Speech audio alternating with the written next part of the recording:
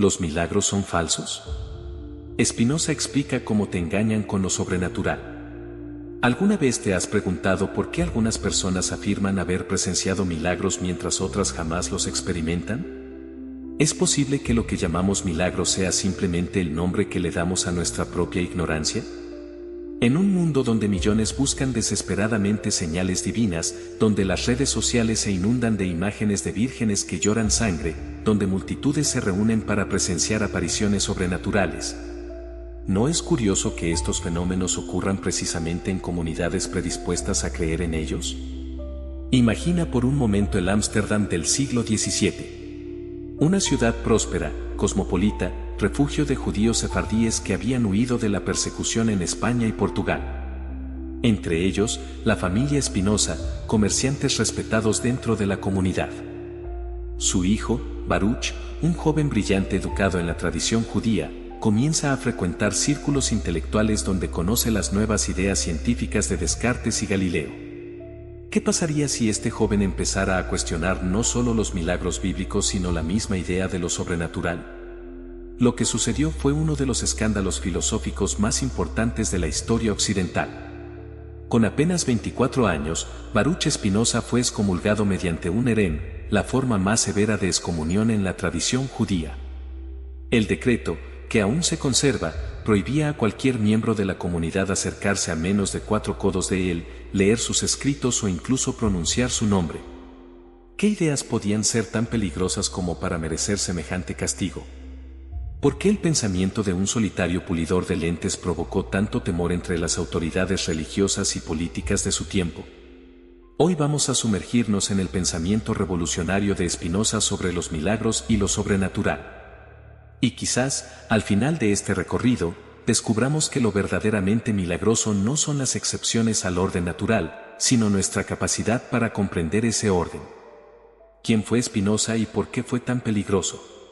Baruch Spinoza nació en Ámsterdam el 24 de noviembre de 1632 en el seno de una familia de comerciantes judíos portugueses. ¿Qué significaba ser judío en la Europa del siglo XVII? Para muchos, significaba vivir con miedo. Apenas 50 años antes, miles de judíos habían sido expulsados de España y Portugal, obligados a convertirse al cristianismo o a huir. Los padres de Spinoza conocían perfectamente esa historia de persecución. Holanda representaba una excepción, un raro espacio de tolerancia religiosa en la Europa de la época. Pero esta tolerancia tenía límites, especialmente dentro de las propias comunidades religiosas. La comunidad judía de Ámsterdam, traumatizada por siglos de persecución, vigilaba celosamente la ortodoxia de sus miembros. ¿Te has preguntado alguna vez cómo se siente ser vigilado por tu propia comunidad? ¿Cómo reaccionarías si las personas que deberían protegerte se convirtieran en tus jueces? El joven Baruch recibió una educación tradicional en la ETSAIM, la escuela de la sinagoga portuguesa. Allí estudió hebreo, la Torá, el Talmud y los comentaristas medievales. Pero también, en secreto, comenzó a leer a autores prohibidos como Maimónides, Giordano Bruno y René Descartes. ¿Qué encontró Spinoza en estos pensadores heterodoxos? Una forma diferente de concebir a Dios y la naturaleza, una visión del mundo basada en la razón más que en la revelación. A los 23 años, el padre de Spinoza murió, dejándole una deuda considerable. ¿Has sentido alguna vez que la muerte de un ser querido te libera, en cierto modo, para ser quien realmente eres? Para Spinoza, la muerte de su padre parece haber sido el catalizador de su ruptura definitiva con la tradición. Poco después, en 1656, ocurrió el evento que cambiaría su vida para siempre. La sinagoga portuguesa de Ámsterdam emitió un decreto de herem, excomunión, contra él. El documento, excepcionalmente severo incluso para los estándares de la época, decía: los señores del Mahamados hacen saber que, habiendo tenido noticia hace algunos días de las malas opiniones y obras de Baruch de Spinoza, procuraron por diversos medios y promesas apartarlo de sus malos caminos. Pero no habiendo podido remediarlo y recibiendo, por el contrario, cada día más noticias de las horribles herejías que practicaba y enseñaba, y de los actos monstruosos que cometía, han decidido por unanimidad, en presencia de los señores Acamín, que dicho Spinoza sea excomulgado y apartado de la nación de Israel. ¿Puedes imaginar lo que significa ser declarado muerto por tu propia comunidad? Sentir que el mundo en el que creciste te expulsa como si fueras una enfermedad. Spinoza tenía solo 24 años cuando esto ocurrió. Cambió su nombre de Baruch, que significa bendito en hebreo, a Benedictus, su equivalente en latín, y se mudó a las afueras de Ámsterdam.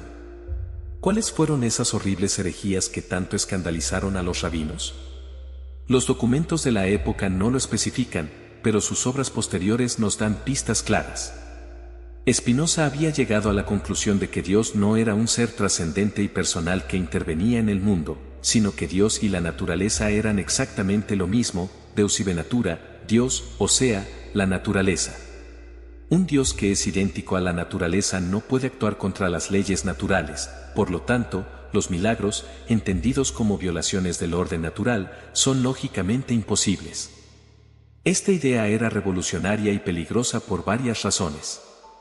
En primer lugar, eliminaba la distinción entre creador y creación, piedra angular de las religiones abrahámicas.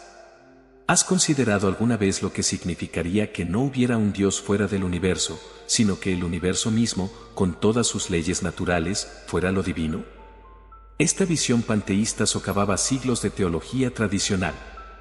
En segundo lugar, si Dios y la naturaleza son lo mismo, y la naturaleza opera según leyes necesarias e inmutables, entonces Dios no puede actuar caprichosamente ni hacer excepciones. ¿Qué queda entonces de la providencia divina, de la idea de un Dios que responde a oraciones o castiga pecados? ¿Qué queda de la esperanza en intervenciones sobrenaturales que salven a los justos o castiguen a los malvados? Tras su excomunión, Spinoza se ganó la vida como pulidor de lentes, una profesión que le permitía trabajar en soledad mientras desarrollaba su sistema filosófico. ¿No es fascinante que quien revolucionaría nuestra forma de ver el mundo se dedicara precisamente a fabricar instrumentos para ver mejor? En cierto sentido, toda la filosofía de Spinoza puede entenderse como un esfuerzo por pulir las lentes conceptuales con las que observamos la realidad. En 1670, Spinoza publicó anónimamente su Tratado Teológico Político, una obra que causó conmoción en toda Europa. El libro fue descrito como forjado en el infierno y prohibido por las autoridades civiles y religiosas. ¿Qué contenía esta obra para provocar tal escándalo? Una crítica sistemática de la superstición, un análisis racionalista de la Biblia y, lo que nos interesa especialmente, una demoledora crítica del concepto de milagro. Mientras Descartes había intentado reconciliar la nueva ciencia con la religión tradicional, Spinoza dio un paso más radical. La verdadera religión, según él, debía basarse en la razón, no en el miedo a poderes sobrenaturales ni en la esperanza de intervenciones divinas. ¿Alguna vez has pensado que quizás la fe más auténtica sea aquella que ama el mundo tal como es, con sus leyes inmutables, en lugar de esperar que esas leyes sean suspendidas en nuestro beneficio? Spinoza murió en 1677, a los 44 años, probablemente de una enfermedad pulmonar agravada por el polvo de vidrio que respiraba en su trabajo. Vivió modestamente, rechazó cátedras universitarias para preservar su independencia intelectual y nunca se casó. Al momento de su muerte, era conocido en círculos intelectuales de toda Europa, pero sus obras más importantes solo se publicarían póstumamente. ¿No resulta irónico que quien fue silenciado en vida siga hablándonos con tanta claridad casi 350 años después de su muerte? La definición espinosista de milagro. ¿Qué es exactamente un milagro? Antes de adentrarnos en la crítica de Spinoza, debemos comprender qué entendemos habitualmente por este término. Para la mayoría de las tradiciones religiosas, un milagro es un evento extraordinario que contradice o suspende las leyes naturales, atribuido a una intervención divina directa. El mar que se abre para dejar pasar a los israelitas, un enfermo terminal que se recupera inexplicablemente, una estatua que llora sangre. Todos estos fenómenos se consideran milagrosos porque parecen desafiar lo que sabemos sobre el funcionamiento normal del mundo. Pero ¿qué pasaría si lo que llamamos milagro no fuera más que el nombre que damos a nuestra propia ignorancia? Esta es precisamente la propuesta radical de Spinoza. Para él, cuando calificamos algo como milagroso o sobrenatural, lo que realmente estamos diciendo es, no entiendo cómo esto ha ocurrido según las leyes naturales que conozco.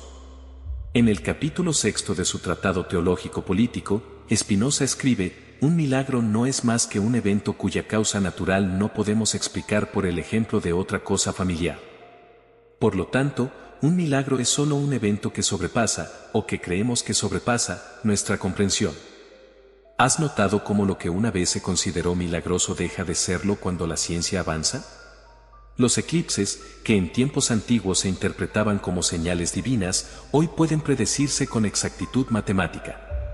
Las plagas, antes vistas como castigos sobrenaturales, ahora se explican por procesos biológicos y epidemiológicos. La historia del conocimiento humano puede leerse como un progresivo retroceso del territorio de lo milagroso. Pero la crítica de Spinoza va más allá de lo epistemológico. Para él, hay una imposibilidad lógica en la noción misma de milagro entendido como violación del orden natural. ¿Por qué? Porque si Dios y la naturaleza son lo mismo, Deus ibe natura, entonces las leyes naturales no son imposiciones externas que Dios pueda suspender a voluntad, sino expresiones necesarias de la esencia divina misma.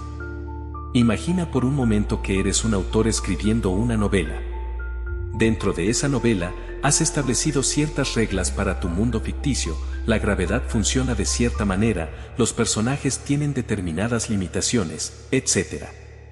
Si de repente violas esas reglas sin explicación, tus lectores sentirán que algo no cuadra. Para Spinoza, un Dios que viola las leyes naturales sería como un autor inconsistente, contradiciendo su propia creación. Este argumento tiene raíces profundas en la tradición filosófica. Ya Maimónides, el gran pensador judío medieval que tanto influyó en Spinoza, había sugerido que atribuir milagros a Dios era, en cierto modo, disminuirlo. ¿No es más grandioso un Dios que crea un universo tan perfecto desde el principio que no necesita intervenir constantemente para arreglarlo? ¿Pero qué hacemos entonces con todos los relatos de milagros en las tradiciones religiosas? ¿Debemos simplemente descartarlos como supersticiones? No necesariamente. Spinoza propone una reinterpretación. Los eventos descritos como milagrosos en los textos sagrados pueden haber ocurrido realmente, pero no como suspensiones del orden natural, sino como manifestaciones de ese orden que los observadores de la época no podían comprender. Por ejemplo, cuando la Biblia describe que Dios detuvo el sol para que Josué pudiera completar su batalla, Josué 10, 12-13, no debemos entender que literalmente el sol, o más precisamente, la rotación de la Tierra, se detuvo, lo cual violaría las leyes fundamentales de la física. Más bien, podríamos interpretar que ocurrió algún fenómeno natural inusual, como un día excepcionalmente largo debido a condiciones atmosféricas particulares, que fue interpretado por los observadores de la época como una intervención divina directa. ¿Te has preguntado alguna vez por qué los milagros parecen concentrarse en ciertas épocas y culturas y disminuir a medida que el conocimiento científico avanza? Para Spinoza, esto no es casualidad. A menor conocimiento de las causas naturales, mayor tendencia a atribuir eventos inusuales a causas sobrenaturales. Esto nos lleva a una conclusión provocadora: la creencia en milagros no solo refleja ignorancia sobre las causas naturales, sino que activamente la fomenta. ¿Por qué investigar las causas naturales de un fenómeno si ya lo hemos atribuido cómodamente a la voluntad divina? La superstición, según Spinoza, no es solo un error intelectual, sino un obstáculo para el progreso del conocimiento. Sin embargo, Spinoza no es un simple desmitificador que pretende reducir todo lo maravilloso a lo ordinario.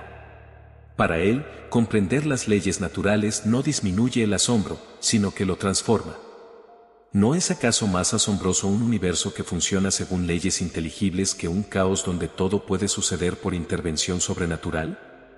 ¿No es más impresionante que la naturaleza, incluyendo nuestra mente, sea capaz de comprenderse a sí misma? Los milagros bíblicos bajo la lupa espinosista. Si los milagros son imposibles como violaciones del orden natural, ¿cómo debemos interpretar entonces los numerosos relatos milagrosos que encontramos en la Biblia y otras escrituras sagradas? ¿Debemos descartarlos como simples ficciones? ¿O existe una forma de entenderlos que respete tanto el texto como la razón? Para responder a estas preguntas, Spinoza desarrolla en su Tratado Teológico Político un método revolucionario de interpretación bíblica.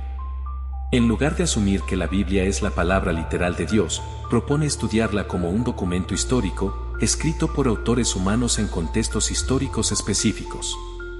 ¿Alguna vez te has preguntado cómo interpretaríamos la Biblia si la leyéramos como leemos cualquier otro texto antiguo, con las mismas herramientas críticas? Tomemos uno de los milagros más famosos del Antiguo Testamento, el paso del Mar Rojo por los israelitas durante el Éxodo. Según el relato bíblico, Moisés extendió su mano sobre el mar, que se dividió formando un camino seco por el que pasó el pueblo de Israel. Cuando los egipcios intentaron seguirlos, las aguas volvieron a su lugar, ahogando al ejército del faraón. ¿Cómo interpretaría Spinoza este episodio? En primer lugar, no negaría necesariamente que algo extraordinario ocurrió. Lo que cuestionaría es la interpretación de ese evento como una suspensión de las leyes naturales. Es posible que los israelitas atravesaran una zona del Mar Rojo, o más probablemente del Mar de los Juncos, según los estudios geográficos modernos, durante un fenómeno natural inusual pero explicable. Los científicos modernos han propuesto varias explicaciones naturales para este evento: un tsunami provocado por la erupción del volcán de Santorini, un fenómeno meteorológico conocido como retroceso del agua causado por fuertes vientos, o simplemente el paso por una zona poco profunda durante la marea baja. ¿No te parece fascinante que la ciencia moderna, en lugar de simplemente descartar el relato bíblico, intente encontrarle una explicación natural, tal como Spinoza habría sugerido? Otro conjunto de milagros bíblicos que Spinoza examinaría críticamente son las famosas 10 plagas de Egipto. En lugar de verlas como castigos sobrenaturales inconexos, podríamos interpretarlas como una cadena de desastres naturales interrelacionados. Una inundación inusual del Nilo, primera plaga, agua convertida en sangre, podría haber provocado la proliferación de ranas, segunda plaga, que al morir masivamente generarían condiciones para la reproducción de insectos, tercera y cuarta plagas, piojos y moscas, que a su vez transmitirían enfermedades al ganado y a las personas, quinta y sexta plagas. Y así sucesivamente. ¿Has notado cómo esta interpretación, lejos de desmitificar completamente el relato, lo enriquece mostrando la interconexión de los fenómenos naturales? Para Spinoza, este tipo de lectura no disminuye el carácter divino del evento, pues la naturaleza misma es divina. Lo que hace es transformar nuestra comprensión de lo divino, no un Dios antropomórfico que interviene caprichosamente, sino un orden natural majestuoso y complejo. Los milagros de curación relatados tanto en el Antiguo como en el Nuevo Testamento también merecen una consideración especial. ¿Cómo explicaría Spinoza, por ejemplo, las curaciones realizadas por Jesús? Sin negar la historicidad de Jesús ni su extraordinaria influencia, Spinoza sugeriría explicaciones que no requieran la violación de las leyes naturales. Sabemos hoy que muchas enfermedades tienen un fuerte componente psicosomático y que la sugestión puede producir efectos físicos reales. Un paralítico cuya condición estuviera parcialmente causada por factores psicológicos podría recuperar cierta movilidad bajo la influencia de una personalidad carismática como la de Jesús. Otras curaciones podrían explicarse por remisiones espontáneas, fenómenos raros pero naturales, coincidencias temporales o diagnósticos erróneos de la época. No resulta significativo que muchos de los milagros de curación atribuidos a Jesús involucren condiciones que hoy sabemos pueden tener componentes psicosomáticos, parálisis, ceguera, sordera. ¿O qué pueden presentar remisiones espontáneas, lepra, que podría confundirse con otras enfermedades de la piel menos graves? Finalmente, Spinoza dedicaría especial atención a las profecías y visiones descritas en la Biblia. Para él, estas experiencias no serían comunicaciones sobrenaturales desde un reino trascendente, sino experiencias psicológicas intensas interpretadas religiosamente por quienes las vivieron. En el capítulo 1 del Tratado Teológico Político, Spinoza analiza extensamente el fenómeno de la profecía. Según él, los profetas no eran personas con facultades sobrenaturales, sino individuos con una imaginación extraordinariamente vívida. Sus visiones, inspiradas por su contexto cultural y preocupaciones morales, se expresaban en el lenguaje simbólico propio de su tiempo. ¿Alguna vez has considerado cómo las visiones proféticas descritas en la Biblia reflejan invariablemente las preocupaciones y el lenguaje simbólico de su época? Los profetas del antiguo Israel no tuvieron visiones de automóviles o computadoras, sino de carros de fuego y tablillas de piedra. Para Spinoza, esto es evidencia de que estas experiencias, aunque genuinas como vivencias psicológicas, estaban moldeadas por el contexto cultural e histórico de quien las experimentaba. Esta interpretación naturalista de los milagros bíblicos le valió a Spinoza acusaciones de ateísmo y subversión. Sin embargo, él siempre insistió en que su objetivo no era destruir la religión, sino purificarla de elementos supersticiosos. ¿No es posible una religiosidad más madura que no dependa de intervenciones sobrenaturales para reconocer lo divino en el orden natural mismo? La propuesta de Spinoza nos invita a una lectura de los textos sagrados que respete tanto nuestra inteligencia como nuestra sensibilidad religiosa. ¿Qué pasaría si en lugar de leer la Biblia como un manual de hechos literales, la leyéramos como un testimonio del encuentro humano con lo que perciben como divino? ¿No ganaríamos una comprensión más profunda de estos textos, liberados de la necesidad de defender literalmente cada milagro relatado? En última instancia, la crítica espinosista de los milagros bíblicos no pretende negar la experiencia religiosa, sino transformarla. El verdadero milagro, sugiere Spinoza, no es la ocasional suspensión del orden natural, sino la existencia misma de ese orden y nuestra capacidad para comprenderlo. La psicología detrás de nuestra creencia en milagros. ¿Por qué algunos de nosotros vemos milagros por todas partes mientras otros no los ven en ninguna parte? ¿Es posible que nuestra mente esté predispuesta a interpretar ciertos eventos como sobrenaturales? Spinoza, adelantándose varios siglos a la psicología moderna, exploró con agudeza los mecanismos mentales que nos llevan a creer en milagros y otros fenómenos sobrenaturales. Para Spinoza, la creencia en milagros no es simplemente un error intelectual, sino el resultado de poderosas fuerzas psicológicas que moldean nuestra percepción de la realidad. ¿No te has preguntado alguna vez por qué las personas inteligentes y educadas pueden mantener creencias que parecen contradecir la evidencia? ¿Por qué el pensamiento mágico persiste incluso en nuestra era científica? La respuesta, según Spinoza, comienza con dos emociones fundamentales que dominan gran parte de nuestra vida mental, el miedo y la esperanza. En su Ética, Spinoza define el miedo como una tristeza inconstante surgida de la idea de una cosa futura o pasada, de cuya efectividad dudamos en cierta medida. La esperanza, por su parte, es una alegría inconstante surgida de la idea de una cosa futura o pasada, de cuya efectividad dudamos en cierta medida. ¿Has notado cómo estas dos emociones, aparentemente opuestas, comparten una estructura similar?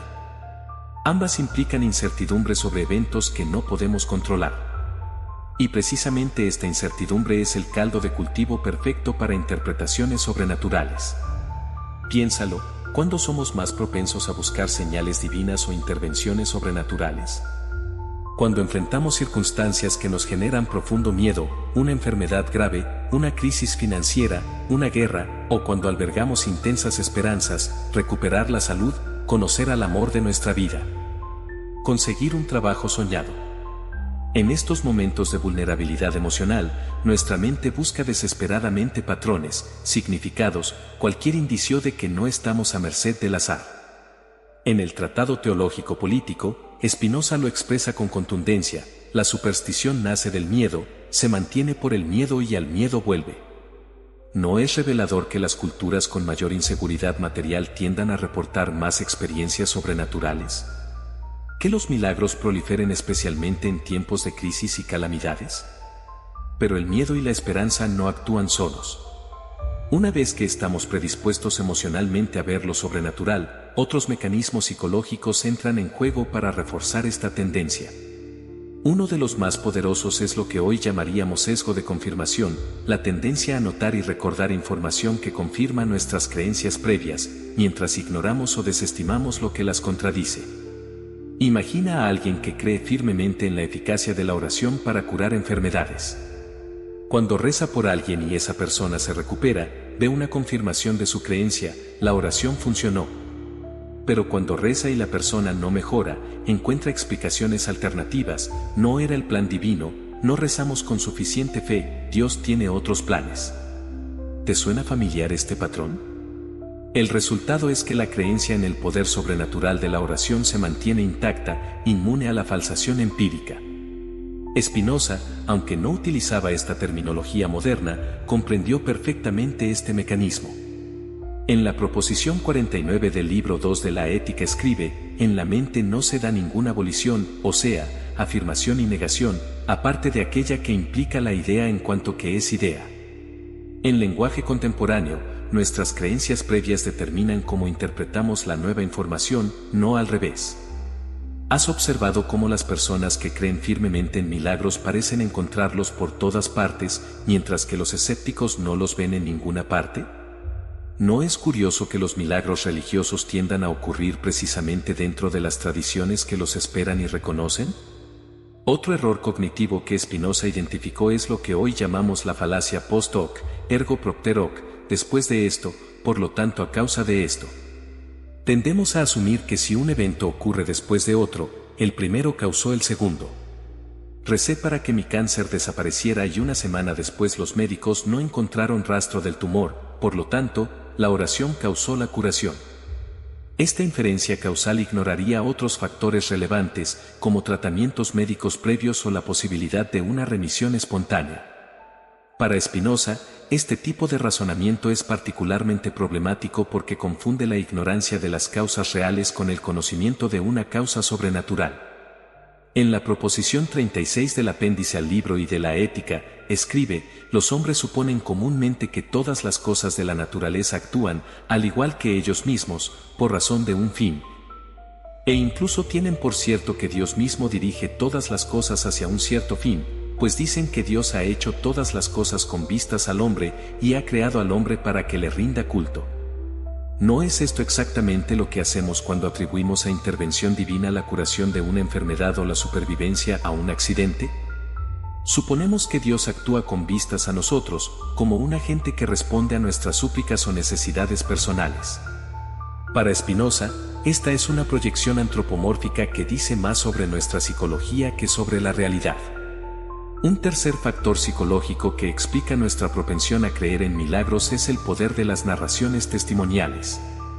Como seres humanos, somos extremadamente sensibles a las historias personales, especialmente cuando son emotivas y provienen de personas que consideramos confiables. Un relato vívido y emotivo de una experiencia milagrosa puede resultarnos más convincente que frías estadísticas o explicaciones científicas abstractas. ¿Alguna vez te has encontrado más persuadido por el testimonio apasionado de alguien que afirma haber experimentado un milagro que por las explicaciones racionales que sugieren lo contrario? No eres el único. Spinoza entendía que la imaginación y las pasiones suelen tener más fuerza persuasiva que el intelecto. En la proposición 17 del libro 4 de la Ética señala: el hombre está sujeto siempre, necesariamente, a las pasiones y sigue el orden común de la naturaleza, obedeciéndolo y acomodándose a él cuanto lo exige la naturaleza de las cosas. Esta vulnerabilidad a las historias emotivas explica por qué los relatos de milagros se propagan tan eficazmente, especialmente cuando provienen de figuras de autoridad o personas cercanas a nosotros. ¿No es significativo que tendamos a creer más fácilmente en milagros ocurridos dentro de nuestra propia tradición religiosa o cultural, relatados por personas que ya consideramos confiables? La conjunción de estos factores psicológicos, el miedo y la esperanza como motores emocionales, el sesgo de confirmación como filtro perceptivo, la falacia post hoc como error inferencial, y el poder persuasivo de los testimonios personales, crea un terreno fértil para la creencia en milagros y otras intervenciones sobrenaturales. ¿Significa esto que Spinoza consideraría a quienes creen en milagros como personas irracionales o engañadas? No necesariamente. Su análisis es más sutil y compasivo. Para él, estos sesgos y errores de razonamiento son parte de nuestra naturaleza humana, no defectos individuales.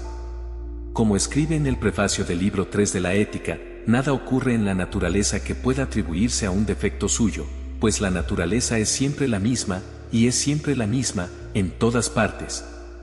Su eficacia y potencia de obrar. Spinoza no busca ridiculizar a los creyentes, sino ayudarnos a todos a comprender los mecanismos psicológicos que moldean nuestras creencias. Su objetivo final es liberarnos del dominio de las pasiones y la superstición, para alcanzar lo que él llama la beatitud, un estado de comprensión racional y amor intelectual hacia el orden necesario del universo. ¿No es este, en cierto modo, el objetivo compartido por la ciencia y la filosofía? Comprender el mundo tal como es, no como nuestros miedos y esperanzas nos llevan a imaginarlo. La función social de los milagros según Spinoza. Si los milagros son psicológicamente tan atractivos, ¿qué papel juegan en la sociedad? ¿Por qué todas las culturas parecen tener alguna forma de creencia en lo sobrenatural? ¿Es posible que estas creencias, más allá de su validez objetiva, cumplan funciones sociales importantes? Estas son preguntas que Spinoza abordó con notable agudeza sociológica, anticipándose a pensadores como Durkheim, Weber o Marx. Para Spinoza, la creencia en milagros no es solo un fenómeno psicológico individual, sino una poderosa herramienta de control social y cohesión grupal.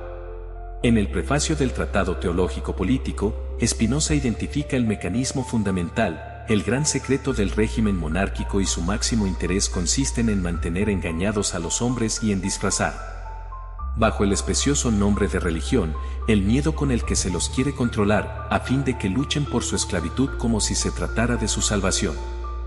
¿Te has preguntado alguna vez por qué los líderes religiosos y políticos a lo largo de la historia han promovido tan activamente la creencia en milagros y otros fenómenos sobrenaturales? Según Spinoza, la respuesta es simple: quien controla lo milagroso controla también las conductas de los creyentes. Piénsalo, si creo que Dios interviene directamente en el mundo para premiar a los virtuosos y castigar a los pecadores, seré mucho más propenso a seguir las normas morales que supuestamente reflejan la voluntad divina. Si creo que ciertos líderes religiosos tienen acceso privilegiado a lo sobrenatural, tenderé a obedecer sus mandatos y consejos. ¿No es esta una forma extraordinariamente eficaz de control social? La historia nos muestra innumerables ejemplos de cómo las supuestas manifestaciones sobrenaturales han sido utilizadas para legitimar el poder político. Los faraones egipcios se presentaban como dioses encarnados. Los emperadores romanos afirmaban tener conexión directa con las deidades. Los reyes europeos gobernaban por la gracia de Dios y supuestamente podían curar enfermedades con su toque. Incluso en sociedades modernas, muchos líderes políticos buscan asociarse con lo sagrado y lo milagroso para fortalecer su autoridad. Lo que Spinoza vio con claridad es que este uso político de lo sobrenatural no requiere un cinismo calculador por parte de las autoridades. Los líderes religiosos y políticos que promueven creencias en milagros a menudo son sinceros en su fe. El mecanismo funciona precisamente porque todos, gobernantes y gobernados, comparten estas creencias. ¿No es más efectivo un control social que ni siquiera es percibido como tal por quienes lo ejercen? La superstición, según Spinoza, es particularmente útil para controlar a masas en épocas de crisis e incertidumbre. En el capítulo 6 del Tratado Teológico Político escribe: la superstición solo puede surgir del miedo y mantenerse gracias a él, y, si queremos analizar los casos particulares, veremos claramente que la superstición debe ser necesariamente muy variada e inconstante, como todas las alucinaciones de la mente y los ataques de ira, y, en fin, que solo se mantiene por la esperanza, el odio, la ira y el engaño. Puesto que no se origina en la razón, sino exclusivamente en la pasión y la pasión más potente. ¿Has notado cómo en momentos de crisis colectiva, guerras, epidemias, catástrofes naturales, proliferan los reportes de milagros y otras manifestaciones sobrenaturales? Para Spinoza, esto no es casualidad. La incertidumbre extrema activa nuestros mecanismos psicológicos de miedo y esperanza, haciéndonos más vulnerables a interpretaciones sobrenaturales. Y precisamente en estos momentos de vulnerabilidad colectiva, la creencia en una autoridad superior que puede violentar las leyes naturales para protegernos resulta enormemente tranquilizadora. La superstición cumple así una doble función: proporciona consuelo psicológico ante la incertidumbre y simultáneamente refuerza la obediencia a las autoridades que se presentan como intérpretes de lo divino. ¿No es esta una combinación extraordinariamente eficaz para el control social? Spinoza va aún más lejos al sugerir que la superstición actúa como un obstáculo para la libertad humana. Una mente dominada por el miedo a potencias sobrenaturales impredecibles difícilmente puede desarrollar un pensamiento verdaderamente libre. Como escribe en el prefacio del Tratado Teológico Político, los hombres no serían víctimas de ninguna superstición si pudieran gobernar todas sus cosas según un plan seguro o si la fortuna les fuera siempre favorable. Pero, como con frecuencia se encuentran en tales dificultades que no saben qué decisión tomar, y como los inciertos bienes de la fortuna que desmedidamente desean, les hacen fluctuar miserablemente, la mayoría de las veces, entre la esperanza y el miedo, están siempre dispuestos a creer cualquier cosa. Es posible que nuestras sociedades fomenten activamente la superstición, no como resultado de una conspiración malévola, sino como mecanismo espontáneo de autorregulación social. Spinoza parece sugerirlo cuando observa cómo diversos grupos religiosos compiten por demostrar que sus milagros son más impresionantes o auténticos que los de sus rivales. Esta competencia por lo sobrenatural revela, según Spinoza, la naturaleza política y no meramente espiritual de muchas manifestaciones religiosas. Los milagros se convierten así en una especie de capital simbólico que diferentes grupos utilizan para afirmar su superioridad espiritual y, por extensión, su autoridad moral y política. ¿No has observado cómo diferentes tradiciones religiosas suelen desestimar los milagros de otras como supersticiones, mientras afirman la autenticidad de los propios? Para Spinoza, esta selectividad en la aceptación de lo sobrenatural es reveladora. Lo que determina nuestra credulidad no es la evidencia objetiva, sino nuestra afiliación cultural y religiosa previa. Otro aspecto sociológico fascinante que Spinoza señaló es la distribución desigual de la creencia en milagros en la sociedad. En la proposición 49, Escolio, del libro 2 de la Ética, escribe: no es de extrañar que hayan surgido tantas controversias en la Iglesia y que éstas hayan degenerado, por último, en supersticiones. Pues está muy claro que ello ha ocurrido porque tales misterios han sido defendidos con argumentos carnales, y porque los hombres, por un perverso espíritu de contradicción, transforman la religión en objeto de controversia y condenan a los demás. ¿Has notado cómo la creencia en milagros y otras intervenciones sobrenaturales tiende a ser más común entre las clases menos educadas, mientras que las élites intelectuales suelen adoptar posturas más racionalistas? Para Spinoza, esta división no es accidental sino funcional, permite a las élites mantener un dominio intelectual sobre las masas, promoviendo creencias que ellos mismos no necesariamente comparten. Esta aristocracia del conocimiento versus la democracia de la superstición crea una dinámica social particular, donde quienes comprenden las causas naturales pueden prever y manipular eventos que para otros parecerán milagrosos. ¿No es esta asimetría de conocimiento una poderosa herramienta de control social? Sin embargo, sería un error interpretar a Spinoza como un cínico elitista que desprecia la religiosidad popular. Su objetivo no es ridiculizar a las masas supersticiosas, sino liberar a todos los seres humanos del yugo de la ignorancia y el miedo. Para él, una sociedad verdaderamente libre sería aquella donde todos pudieran comprender racionalmente el mundo, sin necesidad de recurrir a explicaciones sobrenaturales. Como escribe hacia el final del Tratado Teológico Político, el fin último del Estado no es dominar a los hombres ni sujetarlos por el miedo y someterlos a otro, sino, por el contrario, librarlos a todos del miedo para que vivan, en cuanto sea posible, con seguridad, esto es, para que conserven al máximo su derecho natural de existir y de obrar sin daño suyo ni ajeno. ¿No es esta visión de una sociedad donde la superstición ha sido reemplazada por la comprensión racional un ideal que sigue siendo relevante 3 siglos después? ¿Y no es precisamente la persistencia de creencias en lo sobrenatural uno de los obstáculos para alcanzar esa sociedad más libre y racional que Spinoza imaginaba? Ciencia moderna y milagros, ¿qué diría Spinoza hoy? Si pudiéramos traer a Spinoza al siglo XXI, ¿qué pensaría sobre nuestra relación actual con los milagros y lo sobrenatural? ¿Cómo evaluaría el impacto de 3 siglos de avances científicos sobre las creencias religiosas? ¿Se sorprendería de la persistencia de lo sobrenatural en la era de los smartphones y la inteligencia artificial? Para responder estas preguntas, debemos primero reconocer una tendencia histórica innegable: el progresivo retroceso del terreno de lo milagroso ante el avance de la explicación científica. Fenómenos que durante milenios se atribuyeron a causas sobrenaturales, desde los eclipses hasta las epidemias, desde los terremotos hasta los trastornos mentales, han recibido explicaciones naturales cada vez más precisas. Este proceso histórico confirma poderosamente la intuición central de Spinoza: lo que en una época se considera milagroso tiende a naturalizarse a medida que aumenta nuestro conocimiento de las causas. Lo sobrenatural no es una categoría fija, sino un espacio que se contrae progresivamente. ¿Te has preguntado alguna vez por qué ya nadie interpreta los eclipses como señales divinas, mientras que hace apenas unos siglos causaban pánico colectivo y rituales de apaciguamiento? ¿O por qué condiciones como la epilepsia, antes consideradas posesiones demoníacas, hoy son tratadas médicamente sin controversia? La respuesta es simple: conocemos sus causas naturales con suficiente detalle como para que las explicaciones sobrenaturales resulten innecesarias.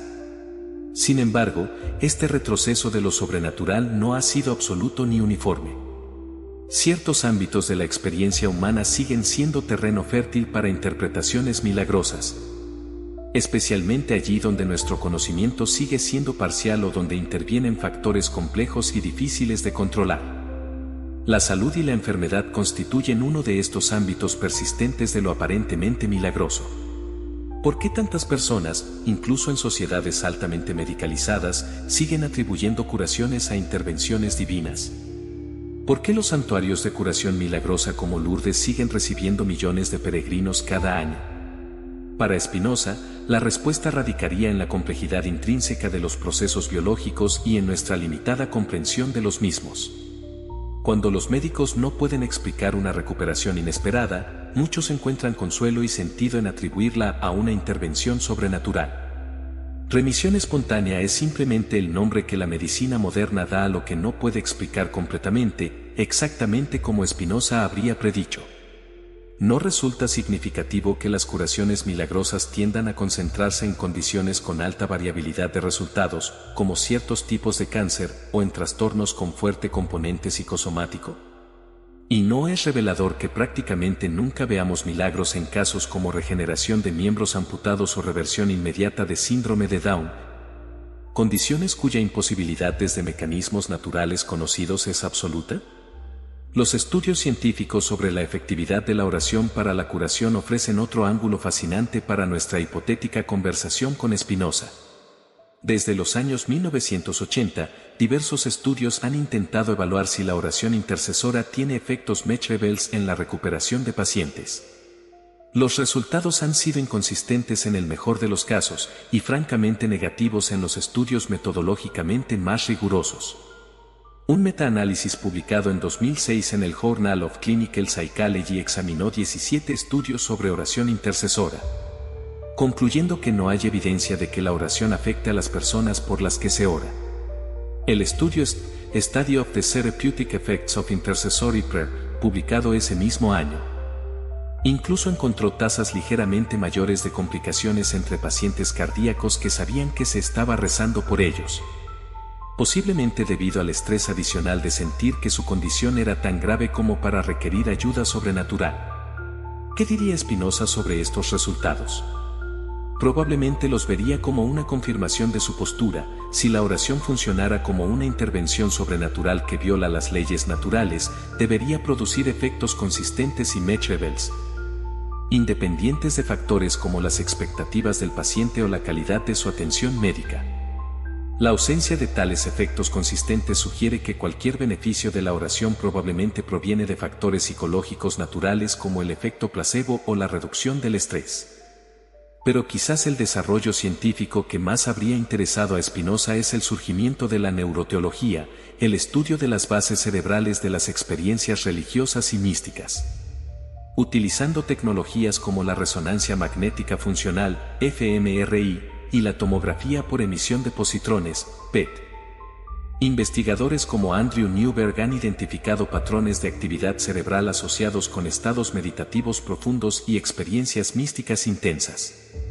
Estos estudios han revelado que durante experiencias de unión con lo divino, ciertas áreas del cerebro muestran actividad reducida, particularmente el lóbulo parietal, asociado con nuestra percepción de los límites espaciales del yo, mientras otras áreas muestran actividad intensificada, como el sistema límbico, relacionado con emociones intensas. Algunos investigadores han logrado incluso inducir experiencias similares a las místicas mediante estimulación magnética transcraneal de áreas específicas del cerebro. ¿No habría visto Spinoza en estos descubrimientos una poderosa confirmación de su tesis? Las experiencias que muchos interpretan como contacto con lo sobrenatural tienen bases biológicas naturales perfectamente estudiables. Lo que percibimos como trascendencia del orden natural es, en realidad, un fenómeno natural en sí mismo, la actividad de nuestro cerebro bajo condiciones particulares. Sin embargo, es importante aclarar que estos avances científicos no refutan necesariamente la experiencia religiosa. Como el propio Spinoza habría reconocido, identificar las bases naturales de nuestras experiencias espirituales no las hace menos significativas o transformadoras. Un atardecer no pierde su belleza porque comprendamos la física de la dispersión de la luz que lo produce. La pregunta clave para Spinoza no sería si las experiencias religiosas intensas existen, claramente existen como fenómenos psicológicos reales, sino cómo las interpretamos. ¿Requieren la intervención de agentes sobrenaturales que suspendan las leyes naturales? ¿O pueden entenderse como manifestaciones particularmente intensas de nuestras capacidades cognitivas y emocionales naturales? Esta distinción nos lleva a otro ámbito donde lo aparentemente milagroso persiste, las coincidencias extraordinarias que parecen desafiar toda probabilidad. Alguien sueña con un familiar lejano y al despertar recibe la noticia de su fallecimiento. Una persona piensa en un amigo que no ve hace años y ese mismo día se lo encuentra en la calle. Una madre tiene un presentimiento de que su hijo está en peligro justo cuando éste sufre un accidente a miles de kilómetros. ¿Cómo explicaría Spinoza estas coincidencias aparentemente milagrosas? En primer lugar, nos recordaría el poder de los sesgos cognitivos, particularmente el sesgo de confirmación y el sesgo de recuerdo selectivo. Recordamos y damos importancia a las coincidencias extraordinarias precisamente porque son extraordinarias. Mientras olvidamos fácilmente las miles de ocasiones en que nuestros presentimientos no se cumplen o nuestros sueños no se corresponden con eventos reales. En segundo lugar, Spinoza nos invitaría a considerar la escala. En un mundo con miles de millones de personas experimentando miles de pensamientos cada día, es estadísticamente inevitable que ocurran coincidencias que, vistas aisladamente, parecen desafiar toda probabilidad. Lo verdaderamente milagroso sería que tales coincidencias no ocurrieran. ¿No te has preguntado por qué estos milagros de coincidencias extraordinarias nunca parecen producir conocimiento nuevo verificable? ¿Por qué los presentimientos y premoniciones tienden a ser vagos o solo adquieren significado retrospectivamente? ¿Por qué nadie adivina consistentemente los números de la lotería o prevé con precisión caídas del mercado bursátil?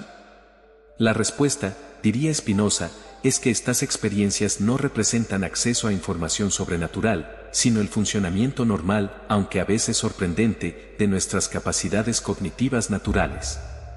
Nuestro cerebro es una extraordinaria máquina de detectar patrones, tan eficaz que a veces ve patrones significativos incluso donde solo hay coincidencias aleatorias. En resumen, si pudiéramos traer a Spinoza al siglo XXI, probablemente vería en el avance científico una impresionante confirmación de sus tesis fundamentales sobre los milagros. A medida que nuestra comprensión de las causas naturales se ha expandido, el territorio de lo aparentemente milagroso se ha contraído.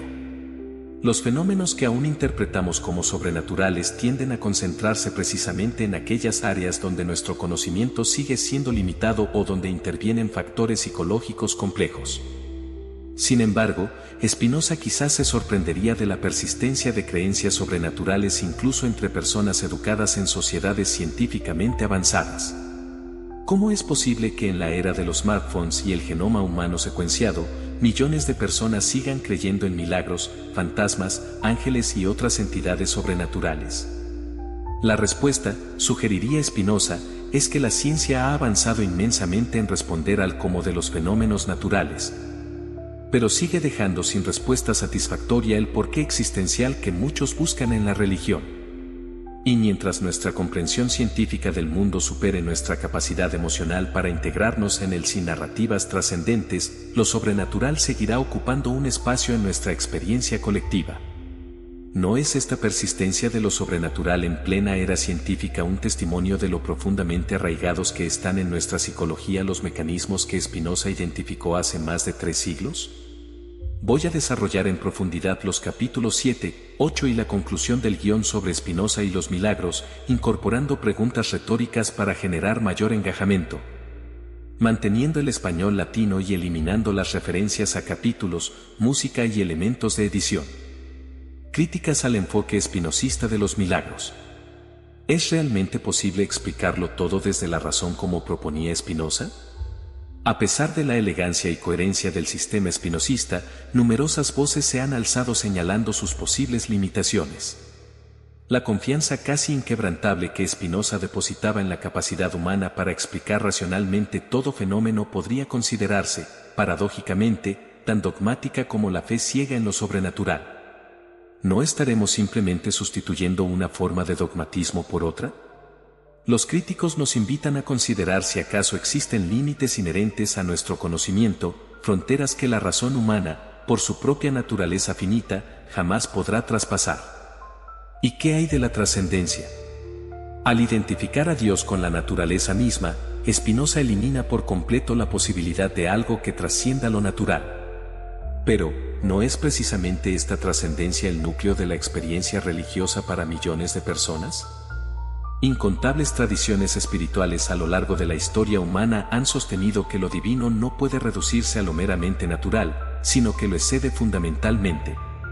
¿Estamos dispuestos a descartar todas estas experiencias como simples confusiones o autoengaños? Teólogos contemporáneos han intentado tender puentes entre la crítica racional espinosista y la preservación de los textos sagrados. ¿Y si los relatos de milagros no fueran reportes literales de eventos históricos sino expresiones simbólicas de verdades espirituales más profundas? Esta interpretación permitiría mantener el valor de estos relatos sin necesidad de afirmar la suspensión de leyes naturales. ¿Qué es realmente lo importante en un milagro? Pensadores religiosos actuales argumentan que la verdadera esencia de lo milagroso no reside en si viola o no leyes físicas, sino en su capacidad para transformar existencialmente a quien lo experimenta. ¿No podría un evento completamente natural ser experimentado como milagroso cuando toca las fibras más profundas de nuestra existencia? El milagro sería entonces una experiencia transformadora, no una anomalía física. Quizás lo más valioso del enfoque espinosista sea precisamente cómo nos obliga a confrontar estas preguntas difíciles. ¿Pueden coexistir la razón crítica y una forma de espiritualidad no supersticiosa? ¿Es posible mantener cierto sentido de lo trascendente sin abandonar el compromiso con la racionalidad? Vivir en un mundo sin milagros, la propuesta ética de Spinoza.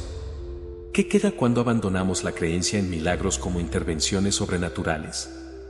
Para muchos, la primera reacción podría ser de desencanto. Sin embargo, Spinoza nos ofrece una perspectiva radicalmente diferente. Lejos de empobrecer nuestra experiencia del mundo, la comprensión racional la enriquece y profundiza. ¿Has sentido alguna vez la diferencia entre contemplar algo que no entiendes y observar algo que comienzas a comprender en su complejidad? Para Spinoza, existe una transformación fundamental cuando pasamos del asombro pasivo ante lo inexplicable a la comprensión activa de las causas naturales. Este tránsito constituye el verdadero camino hacia la libertad humana. ¿No es acaso más liberador entender las fuerzas que operan en nuestras vidas que simplemente maravillarnos ante ellas sin comprenderlas? En la visión espinosista, la superstición nos mantiene en un estado perpetuo de miedo e ignorancia. ¿Cuántas personas viven atemorizadas por señales, presagios y sucesos que interpretan como castigos o advertencias divinas? Al renunciar a estas interpretaciones supersticiosas, nos liberamos de un pesado yugo emocional. ¿No resulta exhaustivo vivir constantemente interpretando el mundo en términos de intervenciones sobrenaturales arbitrarias? Pero Spinoza va más allá, nos propone una forma revolucionaria de amor hacia el mundo. ¿Qué significaría amar la naturaleza no porque esperamos que nos conceda favores sobrenaturales, sino por la necesidad y belleza de su propio orden? Esta es la beatitud intelectual que Spinoza describe, un amor hacia Dios /naturaleza basado no en el miedo o la esperanza de milagros, sino en la comprensión profunda del orden necesario del universo. ¿Es posible una ética sin la promesa de recompensas sobrenaturales? Para muchas tradiciones religiosas, la motivación moral reside en la intervención divina que premia la virtud y castiga el vicio, frecuentemente a través de milagros o intervenciones sobrenaturales. Spinoza rompe radicalmente con esta concepción. ¿Y si la virtud fuera su propia recompensa? ¿Si el conocimiento y la vida racional constituyeran en sí mismos la mayor felicidad posible? Pensemos en las implicaciones de esta ética espinosista para nuestra vida cotidiana. ¿Cómo cambiaría nuestra relación con los demás si actuáramos éticamente no por miedo al castigo divino o esperanza de recompensa sobrenatural, sino por la comprensión racional de que la vida virtuosa es intrínsecamente más plena y satisfactoria? ¿No sería esta una base más sólida para una ética universal? ¿Y qué hay de nuestro sentido de asombro? Al rechazar los milagros como suspensiones del orden natural, ¿no estamos perdiendo una fuente importante de maravilla y admiración? La respuesta de Spinoza es contundente: lo verdaderamente asombroso no son las supuestas violaciones del orden natural, sino la capacidad misma de la mente humana para comprender ese orden. Nuestra razón, como parte de la naturaleza, puede conocer la naturaleza misma. ¿No es este el verdadero milagro? Cuando contemplamos el funcionamiento de una célula, la inmensidad de las galaxias o las ecuaciones que describen el comportamiento fundamental de la materia, ¿no experimentamos un asombro incluso mayor que ante un supuesto evento sobrenatural? La diferencia es que este asombro no proviene de la ignorancia sino del conocimiento, no del miedo sino de la comprensión. La relevancia contemporánea del enfoque espinosista. ¿Por qué Spinoza sigue resultando tan provocador en nuestro mundo actual? En una era dominada por la ciencia y la tecnología, podríamos pensar que las ideas espinosistas sobre los milagros ya no son relevantes. Sin embargo, basta observar el panorama contemporáneo para descubrir que la creencia en lo sobrenatural sigue profundamente arraigada en nuestras sociedades. ¿No resulta paradójico que mientras enviamos rovers a Marte y desciframos el genoma humano, millones de personas sigan interpretando coincidencias cotidianas como milagros divinos?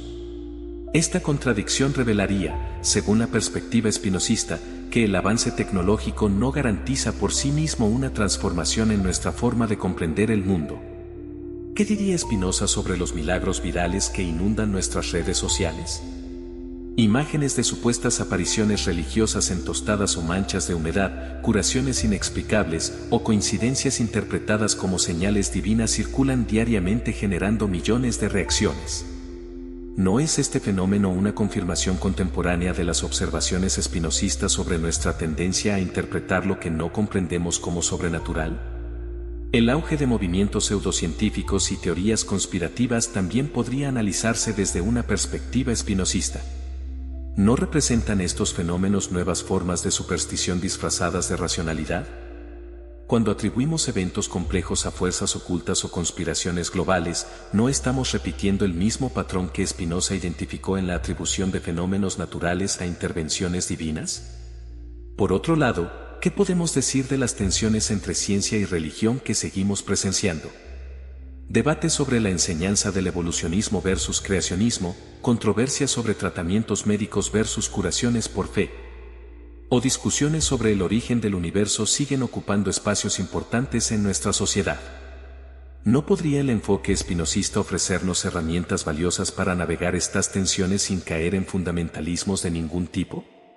La propuesta espinosista nos invita a preguntarnos: ¿es posible una espiritualidad post-milagrosa? ¿Podemos desarrollar formas de espiritualidad que no dependan de la creencia en intervenciones sobrenaturales, sino que se fundamenten en una comprensión más profunda del orden natural? Numerosos movimientos espirituales contemporáneos parecen moverse en esta dirección, intentando reconciliar los avances científicos con una experiencia de asombro y reverencia ante el cosmos. ¿Y qué hay de la dimensión política que Spinoza identificó en la manipulación de lo milagroso? En una era de hechos alternativos y noticias falsas, ¿no seguimos viendo cómo el control de lo que se presenta como extraordinario o inexplicable sirve a agendas políticas específicas? La advertencia espinosista sobre cómo la superstición facilita la manipulación social parece más relevante que nunca en nuestro panorama mediático contemporáneo. El legado revolucionario de Spinoza. Después de este recorrido por el pensamiento espinosista sobre los milagros y lo sobrenatural, ¿qué conclusiones podemos extraer para nuestra propia vida y comprensión del mundo? Spinoza nos desafía con una pregunta fundamental: ¿qué es realmente más maravilloso? Un universo caprichoso donde las leyes naturales pueden suspenderse arbitrariamente según la voluntad divina. ¿O un cosmos gobernado por principios inteligibles que, poco a poco, nuestra razón puede descubrir y comprender? La respuesta espinosista es contundente: no necesitamos lo sobrenatural para experimentar asombro y reverencia. La naturaleza misma, cuando la comprendemos verdaderamente, es infinitamente más asombrosa que cualquier milagro imaginado. ¿No resulta más sobrecogedor contemplar los miles de millones de galaxias del universo observable que creer en la separación milagrosa de un mar? ¿No es más maravilloso comprender los mecanismos de la evolución que permitieron el surgimiento de la diversidad biológica que atribuir la creación de cada especie a un acto divino separado? El mensaje revolucionario de Spinoza resuena con especial fuerza en nuestro tiempo: la superstición no es solo un error epistemológico, sino también una forma de esclavitud. Mientras atribuyamos los acontecimientos a fuerzas sobrenaturales arbitrarias, seguiremos siendo prisioneros del miedo y la esperanza irracional. ¿No es acaso verdadera libertad comprender las causas naturales de lo que nos ocurre en lugar de atribuirlo a designios misteriosos? ¿Y si el verdadero milagro fuera nuestra propia capacidad para comprender? En un universo vasto e indiferente, ha surgido una criatura, nosotros, capaz de reflexionar sobre sí misma y sobre el cosmos que la contiene. Este hecho, explicable naturalmente a través de los procesos evolutivos, no deja de ser asombroso. Como parte de la naturaleza, hemos desarrollado la capacidad de comprender la naturaleza misma. ¿No es esto, en cierto sentido, la naturaleza conociéndose a sí misma? La invitación final de Spinoza es clara y desafiante: no renunciar al asombro, sino transformarlo. Pasar del asombro nacido de la ignorancia al asombro que surge de la comprensión. Del miedo ante lo desconocido a la alegría de conocer. ¿Estamos dispuestos a aceptar este desafío? ¿Nos atreveremos a encontrar lo verdaderamente milagroso no en la suspensión ocasional de las leyes naturales, sino en la existencia misma de esas leyes y en nuestra capacidad para comprenderlas? En una época donde la inmediatez y la superficialidad dominan, donde buscamos constantemente estímulos extraordinarios para sentirnos vivos, el mensaje de Spinoza nos recuerda que la verdadera profundidad de la experiencia humana no está en lo sobrenatural, sino en una comprensión más honda de lo natural. ¿No sería esta la verdadera revolución espiritual que necesitamos?